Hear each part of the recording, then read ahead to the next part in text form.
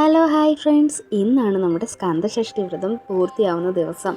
രാവിലെ തന്നെ എഴുന്നേറ്റ് മുരുകനെ പൂമാലയൊക്കെ ചാർത്തി വെയിലിന് ചുറ്റും വെറ്റില ദീപവും നെയ്വിളക്കൊക്കെ കത്തിച്ചു നല്ല ഭംഗിയായിട്ട് സ്റ്റാർട്ട് ചെയ്തു. രാവിലെ പാലും പഴവും മാത്രമാണ് കഴിക്കൽ. അങ്ങനെ പാല് റെഡിയാക്കാൻ വെച്ചു. പിന്നെ 2-3 പഴം കഴിച്ചു. അങ്ങനെ വ്രതം സ്റ്റാർട്ട് ചെയ്തിരിക്കുകയാണ് രാവിലെ. അപ്പോഴാണ് ആലോചിച്ചത്, ഇന്ന് തീരുന്ന ദിവസമല്ലേ, നമ്മുടെ മുരുകൻ എന്തെങ്കിലും വെക്കണ്ടേ. അങ്ങനെ മുരുകൻ ഇഷ്ടപ്പെട്ട പഞ്ചാമൃതം തന്നെ റെഡിയാക്കാൻ തീരുമാനിച്ചു. അതിന് വേണ്ടിയുള്ള സാധനങ്ങളൊക്കെ വേഗം പോയി വാങ്ങിയിട്ട് വന്നു. പഴം, ഉണക്കമുന്തിരി, നെയ്യ്, തേൻ, ഈന്തപ്പഴം, ശർക്കര, ഏലയ്ക്ക, ഇതൊക്കെ ചേർത്താണ്. എല്ലാവർക്കും അറിയാമല്ലോ ഭഗവാന് നിവേദ്യം വെക്കുന്നതിൻ്റെ ആ ഒരു കൂട്ടും കാര്യങ്ങളൊക്കെ. അങ്ങനെ അതൊക്കെ പെട്ടെന്നാണ് ഞാൻ ഇതിൽ കാണിക്കുന്നത്. എല്ലാം പെട്ടെന്ന് തന്നെ റെഡിയാക്കി. ഇത് കഴിഞ്ഞിട്ട് വേണം നമുക്ക് കോവിലിൽ പോവാൻ.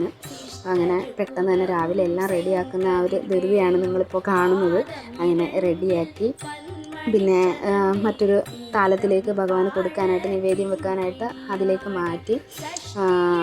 നല്ല സന്തോഷം ഉണ്ടായിരുന്നു രാവിലെ തന്നെ ഇതൊക്കെ ചെയ്യാൻ പറ്റിയത്. അന്നേരം തന്നെ ഞാൻ ഇങ്ങനെ പെട്ടെന്ന് ചിന്തിച്ച് റെഡിയാക്കിയതാണ്.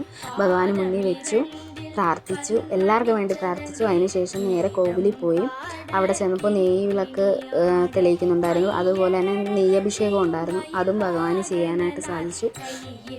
അങ്ങനെ കുറച്ച് കഴിഞ്ഞപ്പോഴത്തേക്കും നമ്മളവിടെ ഒരിക്കലിരിക്കുന്ന എല്ലാവരും ഉപവാസമല്ലേ, അപ്പോൾ അവർക്കെല്ലാം വേണ്ടി മന്ത്രങ്ങളും ശ്ലോകങ്ങളും ഒക്കെ കഴിയതുപോലെ തന്നെ പറഞ്ഞു തന്നു. പിന്നെ 2-3 കുട്ടികളുടെ ഡാൻസ് ഉണ്ടായിരുന്നു. മുരുകൻ്റെ പാട്ടിട്ടിട്ട് നല്ലപോലെ കുഞ്ഞുങ്ങൾ നല്ലപോലെ കളിക്കുന്നുണ്ടായിരുന്നു. അതൊക്കെ കുറച്ച് ഇതിൽ ഉൾപ്പെടുത്തിയിട്ടുണ്ട് ഞാൻ. അങ്ങനെ ആ ഡാൻസൊക്കെ കണ്ട് പിന്നെ അത് കഴിഞ്ഞിട്ട് നമ്മൾ ശക്തിവേൽ പൂജയുണ്ടല്ലോ, അതിന് വേണ്ടി വെയിറ്റിങ്ങിലായിരുന്നു. ശക്തിവേൽ പൂജയാണ് ഇപ്പോൾ നടക്കുന്നത്. അതിൽ അഭിഷേക സമയമായി.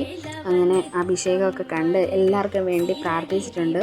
ഇനി അടുത്ത കൊല്ലം എല്ലാവർക്കും നല്ല ഐശ്വര്യങ്ങളുണ്ടാവട്ടെ, എല്ലാ ഒരു മാറ്റവും ഉണ്ടാവട്ടെ.